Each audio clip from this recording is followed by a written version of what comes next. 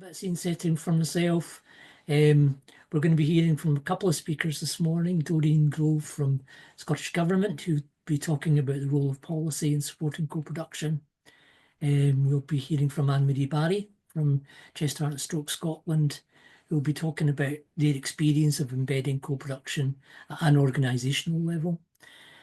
Following those inputs, we'll be going into breakout discussions, which will be exploring what the challenges and opportunities are for us in embedding co-production in our work and in the way our organisations work.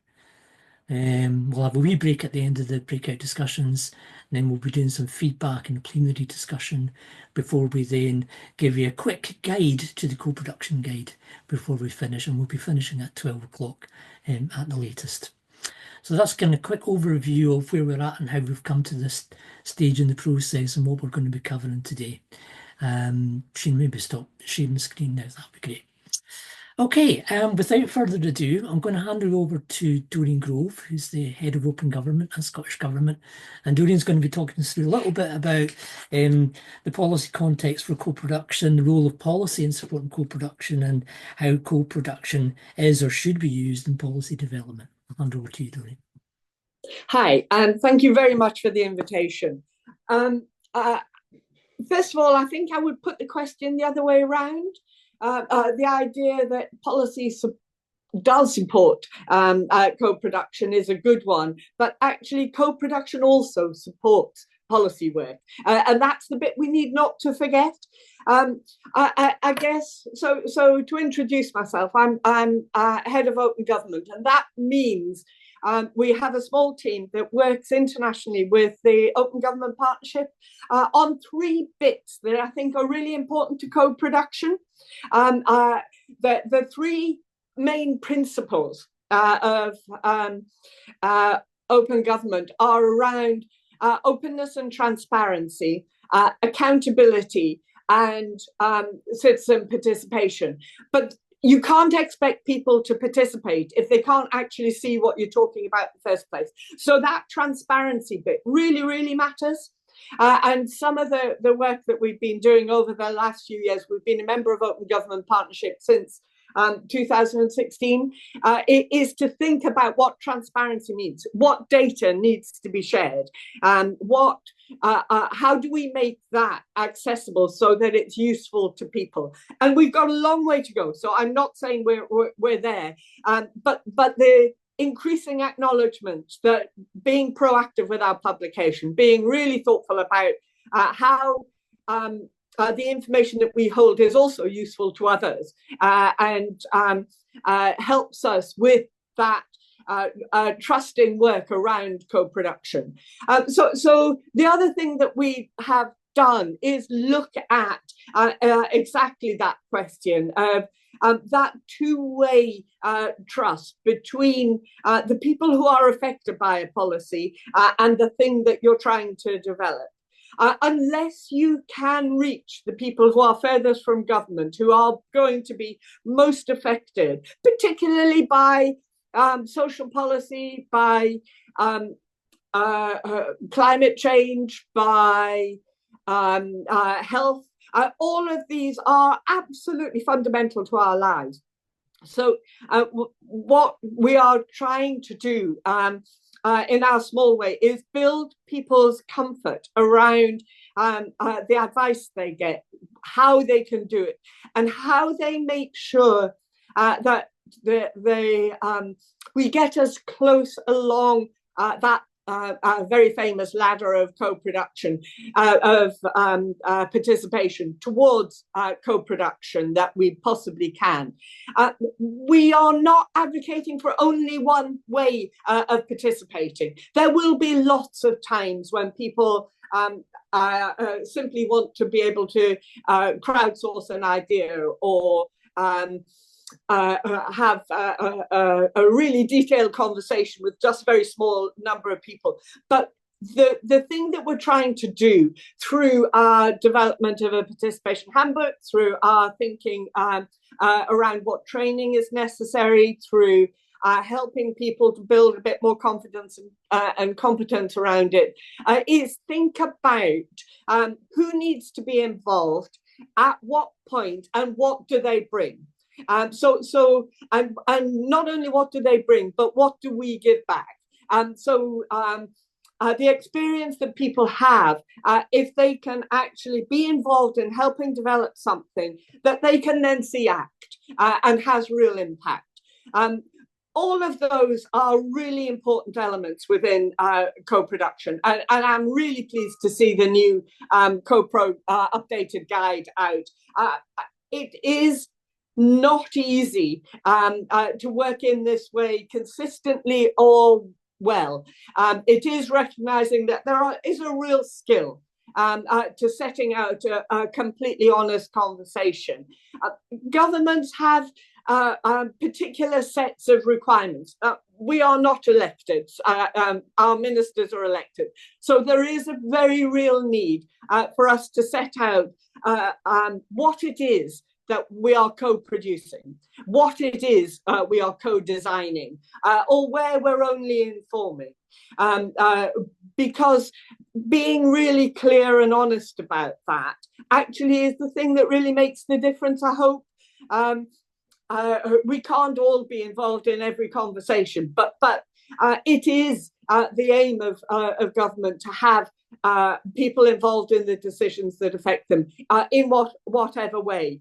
We know that formal written consultations have a really important role to play, and many of the organisations of the places that you many of the participants today work have a really strong ability to be able to feed into those formal written consultations. But they don't reach the public, and they don't necessarily reach the people who are most likely to be affected by a particular policy. So our actions in trying to look at alternative ways of doing that, there will be times when a small group of people coming together can be much more effective.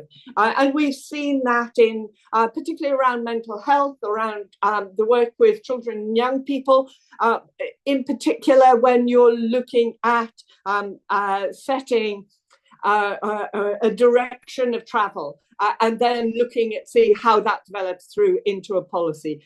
Policy making is a cycle, and that makes it sound like a nice, neat circle. It isn't. It's a really awful, wiggly line that comes and goes, and there will be times when there's energy behind it. There will be times when it becomes a campaign, when it becomes something that is a problem rather than actually looking for a solution. And CoPro is a really powerful way of getting the people who are affected together with policymakers to say, so we have this problem, what are the best ways through that? And who are the people that most need to be involved? And when we see that work well, it is really satisfying, both for government and for people who are involved in it. I've personally been involved in some co-production work around homelessness, and I was absolutely blown away by the really intense and sensible ways that people were offering their experience. It's really important for government that we are not just extracting, that we are listening, and that's always quite difficult because government has lots of different sources of evidence. We need to make those transparent, but we also have to be able to balance them. So being really clear about what is being co-produced, and I think the new guide is incredibly helpful in thinking about the structures of that and being thoughtful about how you set out what it is you're trying to do, where you're trying to get, a clear timeline of what you can do and what you possibly can't, because none of us have a blank piece of paper. So all of those things, I think, really matter. And some of the work that we're doing inside government to advocate for much better ways of participation, are really actively thinking about how we build champions within government, how we think about developing a network of practice, sharing the guidance, sharing and testing ourselves with SCDC, with others. The Open Government has a network of civil society actors, a number of whom are practitioners around citizen participation. So trying to make sure we're whatever steps we take in developing the capacity around different forms of participation, that we are doing so and learning from people in civil society and people who are living the experience that is relevant to the particular issue. We don't have a huge amount of resource, and I'm sure that's not a surprise to any of you on this call. So we are trying to build that confidence and confidence slowly and carefully within government. But we absolutely need to be able to work with some of the organizations on this call around how we build that over time, and how the capacity outside of government is there. So we're going to hear from Chest, Heart and Stroke as an organisation putting this into practice within their own organisation, then gives you the opportunity to say, actually, we've seen this work, we know it works, this is how we would like to do it, and be more confident coming back to say, actually, we're happy to co-produce with something, but we don't want to say the same thing we've said for the last 10 years and you haven't actually replied. And I think that it's that sort of listening mode that co-production actually requires really matters. But we have then to take it beyond and make sure that the population understand what it is we're trying to do. So it isn't just one method. And if nothing else, please join up to our Open Government Network. And Jen, one of my colleagues, is on the call. If you could put a link to the Open Government Network on, that would be fantastic. I think I'm really happy to answer questions and be part of the discussion today. I love the work around co-production. It isn't something that will be possible in every bit of policy making, but where it's relevant, we should be doing it, and we should be doing it well, and learning from those who already are. I'll stop there. Doreen, thanks very much. Inspiring as ever, and challenging as well, and highlighting loads of really interesting stuff relating to the theme of the week and what we've been doing over the past few years as well. Happy for people to use the chat to put in comments, questions, ideas as we go. I will be using Menti a wee bit later on as well for around about the group discussions, but we'll let you know about that after we've heard from Anne-Marie. And I'm just going to pass you over to Anne-Marie Barry now, who's from the Participation and Engagement Lead with Chest, Heart and Stroke Scotland. And Anne-Marie's going to talk a little bit about their experience of embedding co-production in the way that the organisation operates. Over to you, Anne-Marie. Thank you very much, everybody. I'm just going to take you through some practical examples of how Chest, Heart and Stroke has tried to embed the user voice, the lived experience into what we do on a day-to-day basis.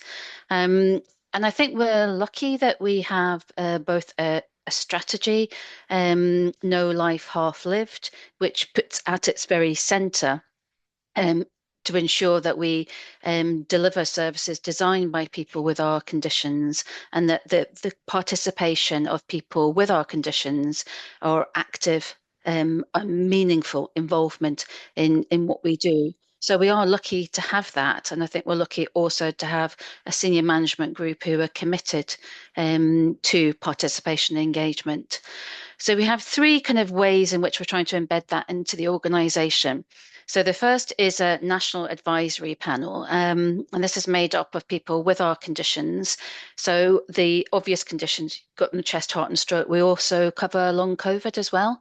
I'm not sure how we're going to squeeze that into the title, but it is there.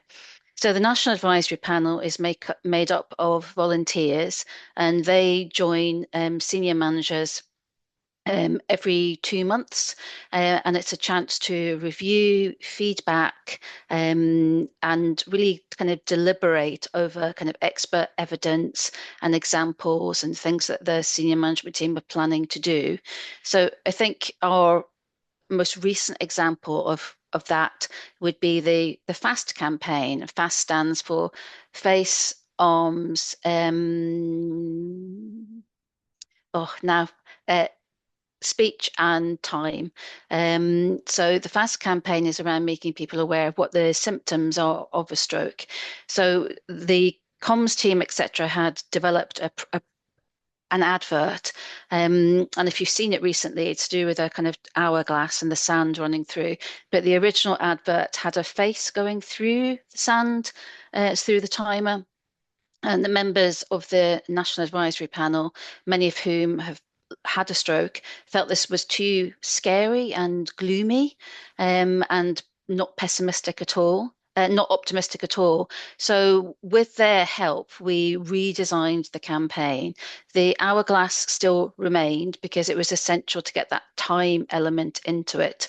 But we removed the face from the hourglass, and we also brightened up the campaign as well, by the use of some rather bold pink through it. So it's a very dramatic campaign, and it makes the point, and I've put the link to it in the chat. But I really don't think it would have been as impactful as it is without the input of the National Advisory Panel, and they can do that because they have that lived experience, and they didn't want people to go away thinking that having a stroke is literally the end of everything. And that's why we inserted on the end of the advert the lines that help is on its way. So it's a kind of optimistic end that you will get help and it will be positive. So that's a kind of good example where that's worked. We've also worked with the advisory panel on the terms of reference for the panel, what we do, what we don't do, the styles of meetings, to make sure that it's comfortable and acceptable for people. So a couple of the people on the National Advisory Panel have had a stroke. Some have aphasia, so their speech is affected. We know that the meetings need to be shorter. They need to have breaks so people can recover and recuperate. We don't want to leave people exhausted at the end. So in our working practice, we've involved people and co-produced how we do the meetings. We've managed to co-produce a really successful campaign around FAST. We started recently, and I was talking to David yesterday about this example. We wanted people to really get some good feedback and co-produce our kind of new digital platform. So we got the members together and wanted basically a session where people just dropped things in, really explored ideas, could say anything, could give us examples of digital platforms that they liked, they didn't like. And actually that kind of meeting didn't go as well as we anticipated, because there's a lot of onus on the National Advisory Panel members to contribute rather than kind of comment. So we need to kind of rethink, because we want them to co-produce that. We want them to be a central part of that. So that what we're going to do instead is have a later session on the digital roadmap, but we're going to have some smaller sessions just with a few NAP members and myself in between, to kind of encourage people to get used to that kind of idea sharing and kind of storming ideas, and to get them confident doing that. Because I think, again, a lot of successful co-production is making sure that people are at a point and feel confident enough and have the tools to do that. So that's something, it was a big learning for us, because up until then, I would have thought every member of the National Advisory Panel, they're not backwards at coming forwards at all. But given a slightly different situation, they were a little bit shy and they were a little bit kind of, oh, not quite sure what we should say and what we shouldn't say. So definitely kind of encouraging them to do that. So the National Advisory Panel is kind of key to our strategy. We also do a series of regional assemblies, which sounds grand, but they're really kind of gatherings. We support, or we work in partnership with a number of peer support groups across Scotland. And the regional assemblies are opportunities for people, again, to comment on, criticise, provide examples, be constructive about how the organisation runs, what our policies are. So we run those across the country. They're in-person events, and they really enable us to meet the needs of the people that we support. So if they want additional support on a particular topic, we can provide that and empower them on that. And that could be anything from social media to fundraising, but it was really key to empower them. We also listen to people's comments about what kind of support they need. And one of the key things to come out of the regional assemblies is that carers and families and friends of people who've had a stroke, heart condition, long COVID, etc., they feel they need peer support as well. So that's something we're going to be piloting with our long COVID support group. So we're going to take carers separately and support them. And hopefully then that will kind of roll out across the different conditions. And again, we're really keen to feedback. Every time we do this, we feed back to people. So we feed back to the National Advisory Panel, we feed back to the regional assemblies, and we have a section of you asked, and we did, you suggested, we're doing. So really letting people see the impact of what they're doing, and that's really, really crucial for us. The final way in which we've tried to embed co-production and participation into the organisation is a relatively new project, and that's by having participation and engagement connectors. So these are members of teams. It could be fundraising, could be the stroke nurses, could be community support, and they all have a connection, and they've been trained in co-production and different research methods. They've also been trained in the use of voice. So that's the online tool that we found really super helpful. And they're there as ambassadors really for participation engagement. And it's really making sure that when somebody running a service or providing a service wants to communicate with, gather feedback from service users, they're doing that in a way that is well thought out and is genuine co-production, rather than just, for example, at the end of an exercise session, just asking people random questions or what do you think about this? It's really kind of sitting down and thinking, what are the tools that we're using? Is it an example of good co-production? And can we feed back to people at the end? So a recent example of that would be the development of the Dundee Health Hub. And that was recently in the news. I think Shona, the finance secretary, was there recently. But the actual activities and the way things are run, that came out of engagement with and co-production with potential service users. They told us what they wanted and what they didn't want. And that was carried out by one of the P&E connectors who works in that department. And again, she's recorded her findings on voice. And voice is a really essential tool for us because every kind of engagement we have with service users, with people who possibly might use our service, we want to record that on voice. We want to make sure that the co-production, the participation, the engagement is happening to a standard and encourage people to develop those standards and those methods. And so that we, in participation engagement, can learn from that about what works, what doesn't work, and we can also refine our practice. And we can also analyze it. We can come to at the end of 12 months and think about who we've worked in co-production with, who we haven't, what we need to do, what methods work with particular groups, what methods don't.